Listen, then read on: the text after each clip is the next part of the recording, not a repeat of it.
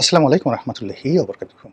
সম্মানিত দর্শক, সমস্যাটি আন্তর্জাতিক, কিন্তু এর ফলাফল বাংলাদেশে মারাত্মকভাবে প্রভাব বিস্তার করবে।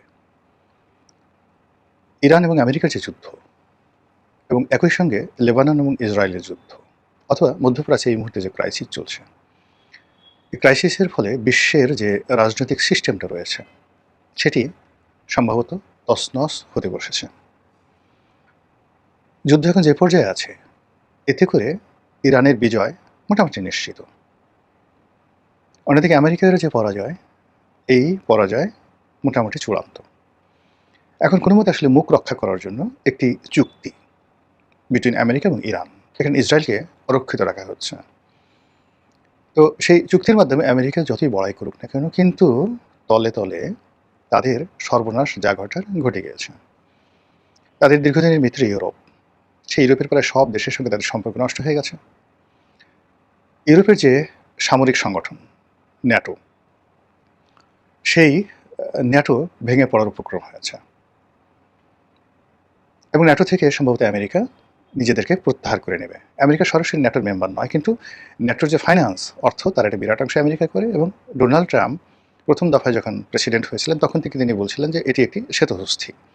আর এই ইরান যুদ্ধে তিনি ন্যাটোকে জড়াতে চেয়েছিলেন, যেভাবে আফগানিস্তানের যুদ্ধে ন্যাটোকে মোতায়েন করা হয়েছিল।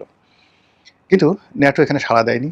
এরপর অস্ট্রেলিয়া, কানাডা, ফ্রান্স, ইতালি, এরপরে ইউকে ইত্যাদি প্রায় সব রাষ্ট্রের কাছে তিনি আবেদন নিবেদন করেছিলেন একটা যৌথ বাহিনী গঠন করার জন্য, কিন্তু সেটা হয়নি।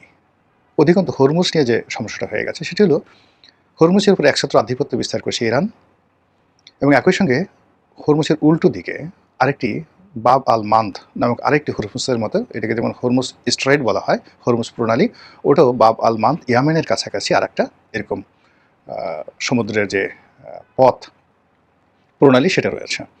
এবং ইরানের যে এই মুহূর্তে শক্তিমত্তা রয়েছে, সেই শক্তিমত্তা দিয়ে যদি তারা সেই হরমুজের মতো বাব আল মান্দ বন্ধ করে দেয়, তাহলে এই বিশ্বের যে 20% তেল হরমুজ দিয়ে প্রবাহিত মানে চলাচল করে, একইভাবে বাব আল মান্দ দিয়ে অলমোস্ট 10% তেল রপ্তানি হয়। এই 30% তেল যদি বন্ধ করে দেয়, তছনছ হয়ে যাবে।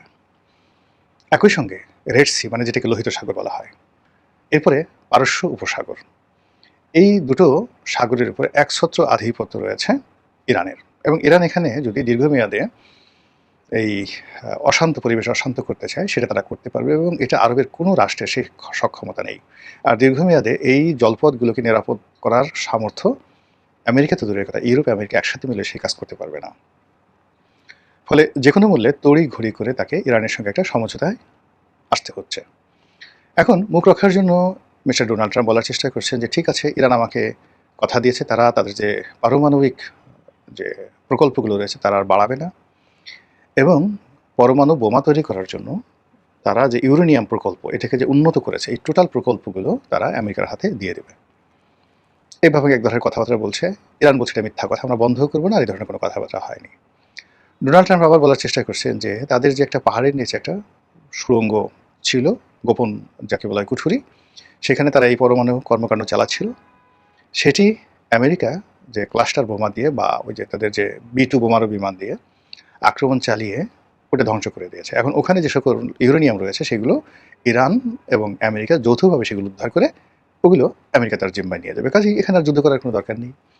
আমেরিকা যত সহজে তাদের মুখ রক্ষা করার জন্য যে সকল কথাবার্তা বলছে, ইরান সেগুলো রিভোল্ট করছে। ফলে কী হলো, এই যে আমি আজকের যে ভিডিওটি করছি, এই গত 48 ঘন্টা ইরান এবং আমেরিকার মধ্যে অন্ততপক্ষে 4 থেকে 5 দফা কথাবার্তা, কাউন্টার কথাবার্তা, তারপরে হরমুজ প্রণালী খুলে দেওয়া, হরমুজ প্রণালী বন্ধ করে দেওয়া, ইরানি বন্দরগুলোর উপর অবরোধ দেওয়া, আবার বন্দরগুলো থেকে অবরোধ তুলে নেওয়া, এই ব্যাপারে পাল্টাপাল্টি বক্তব্য চলছে। এই যে এরকম একটা স্ট্যাবল যে একটা অবস্থা বা আনস্ট্যাবল যে একটা অবস্থা, স্ট্যাবল অবস্থা ইরানের জন্য আর আমেরিকার জন্য আনস্ট্যাবল অবস্থা যা চলছে, আলটিমেটলি এতে করে বিশ্ব মোড়ল হিসেবে সোভিয়েত ইউনিয়নের পর আমেরিকা সারা পৃথিবীকে যেভাবে শাসন করছে, শোষণ করছে, সারা পৃথিবীর সব কিছু যেভাবে নিয়ন্ত্রণ করছে, এই নিয়ন্ত্রণ তাদের থাকবে না। ফলে কী হলো, আমেরিকার যে সকল মাস্টার কোম্পানি, ধরুন বোয়িং, গুগল, মেটা, মানে আমরা যে ফেসবুক করি, তারপর এই যে টেসলা, জেনারেল মোটরস, সারা পৃথিবীর আইটি থেকে শুরু করে হলিউডের ফিল্ম ইন্ডাস্ট্রি যা কিছুতে আমেরিকার প্রভুত্ব রয়েছে সেখানে রীতিমতো হাহাকার শুরু হয়ে যাবে এবং আমেরিকাতে একটি দুর্ভিক্ষ এবং মহামন্দা অনিবার্য হয়ে পড়বে। আমেরিকা কিন্তু বেশ কয়েকবার মহামন্দার কবলে পড়েছে। তারা প্রথম মহাযুদ্ধের পরে মহামন্দার মধ্যে পড়েছিল, আবার দ্বিতীয় বিশ্বযুদ্ধের পরও মারাত্মক মহামন্দার মধ্যে পড়েছিল। প্রথম মহাযুদ্ধে তারা অংশগ্রহণ করেনি, দ্বিতীয় মহাযুদ্ধে তারা অংশগ্রহণ করেছিল। তো প্রথম মহাযুদ্ধে তারা অংশগ্রহণ না করে কেবলমাত্র আর্থিক বিনিয়োগ করেছেন। এই আর্থিক বিনিয়োগ করার ফলে কি হলো, তাদের জিডিপি, পার ক্যাপিটা ইনকাম এত বৃদ্ধি পেল, যার ফলে পুরো রাষ্ট্রের অর্থনৈতিক ব্যবস্থা তছনছ হয়ে গেল। মানুষ যখন দেখবেন খুব ধনী হয়ে যায়, তখন তার সমস্ত স্ট্যাবিলিটি বন্ধ হয়ে যায়, অস্থির হয়ে যায়, আনপ্রেডিক্টেবল হয়ে যায়। তো আমেরিকা তো ঠিক সেম অবস্থা হলো। ঠিক এখন আমেরিকার যে অবস্থা, তাদের যত কোম্পানিগুলো রয়েছে, সেই কোম্পানির সাথে বিট করার মতো পৃথিবীর কোনো কোম্পানি নেই। এবং এরকমই যখন একটা পরিস্থিতি হয়, তখন ম্যালথাসের সূত্র অনুযায়ী সেখানে একটা এইরকম গ্রেট ডিপ্রেশন চলে আসে। তো এখন কি হলো, আমেরিকার যারা ধনীর কোম্পানিগুলো আছে তাদের টাকা আসে, আর এই যুদ্ধের ফলে জ্বালানি অন্যান্য সেক্টরে যে সকল অভাব অভিযোগ দেখা দিয়েছে, তার ফলে ওখানকার মধ্যবিত্ত শ্রেণী এবং দরিদ্র শ্রেণী রীতিমতো পথে বসে যাবে। ফলে 1925, 26, 27, 28 থেকে 32 সাল পর্যন্ত তাদের যে মহামন্দা চলছিল, ঠিক ওইরকম একটা মহামন্দা তাদেরকে আক্রমণ করবে। এবং সেই মহামন্দার কবলে পড়ে তাদের সাথে যারা সম্পৃক্ত সামরিক শক্তি, রাজনৈতিক শক্তি, অর্থনৈতিক শক্তি ভেঙে চুরে তছনছ হয়ে যাবে। সৌদি আরব, কাতার, দুবাই, বাহরাইন, এ সকল দেশের শাসন ক্ষমতা পরিবর্তন হয়ে যাবে। আমাদের বাংলাদেশে ডক্টর মোহাম্মদ ইউনূসের জমানাতে যেভাবে প্রো আমেরিকান হওয়ার চেষ্টা আমরা করেছি, তাদের সঙ্গে যে চুক্তি করেছি, সেই চুক্তির ফলে আমরা আমেরিকার যে একটা চাপের মধ্যে আছি, সেক্ষেত্রে আমেরিকাতে যদি ডিপ্রেশন শুরু হয়, ওই চাপটা আমাদের উপর পড়বে। এবং মানুষ যখন দেখবেন যে বাঘ বা হাতি, মানে আমি একটা লেখায় লিখেছিলাম, হাতি কখন গু খায়। খুব বড় একটা, খুব ইন্টারেস্টিং একটা লেখা, এটা গবেষণা লব্ধ লেখা। অথবা বাঘ কখন ঘাস খায়, যখন বাধ্য হয়। তদ্রূপ এরকম বড় বড় ধনী রাষ্ট্র, তারা যখন বিপদে পড়ে, তখন আমাদের মতো দরিদ্র রাষ্ট্রের টুটি চেপে ধরে। আমাদের দেশ থেকে গম নিতে হবে, আমাদের দেশ থেকে তেল নিতে হবে, ইত্যাদি সব কিছু। ফলে এই যে আমরা এখন যে সমস্যার মধ্যে পড়েছি, এই সমস্যা আরও আমাদের জীবনকে দুর্বিষহ করে তুলবে।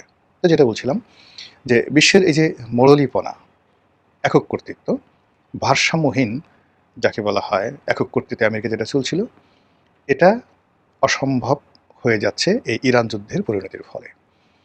ফলে আমেরিকাতে সেনা বিদ্রোহ কখনো হয়নি, কিন্তু এই যুদ্ধকে কেন্দ্র করে অন্তত 40 জন 4 স্টার জেনারেলকে অবসরে পাঠানো হয়েছে। কেন? তারা যুদ্ধ করতে চায়নি। এবং একই অবস্থা হয়েছিল ভিয়েতনাম যুদ্ধের সময়। এই যে মোহাম্মদ আলী ক্লে আমরা যাকে বলি, তো মোহাম্মদ আলী ক্লেও এই ভিয়েতনাম যুদ্ধে যেতে চাননি।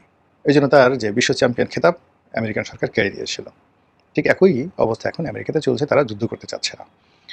তো এর ফলে কি হলো, পুরো ল্যাটিন আমেরিকা, অর্থাৎ এই যে সকল দেশে সে মেক্সিকোর সাথে মাতুব্বরি দেখাচ্ছে, ভেনেজুয়েলার সাথে দেখাচ্ছে, ব্রাজিলের সাথে দেখাচ্ছে, আর্জেন্টিনার সাথে দেখাচ্ছে, এরপরে সে চিলির সঙ্গে দেখাচ্ছে, চিলির পাশাপাশি তাদের যে কিউবার সঙ্গে দেখাচ্ছে, এই পুরো মাতুব্বরিটা বন্ধ হয়ে যাবে।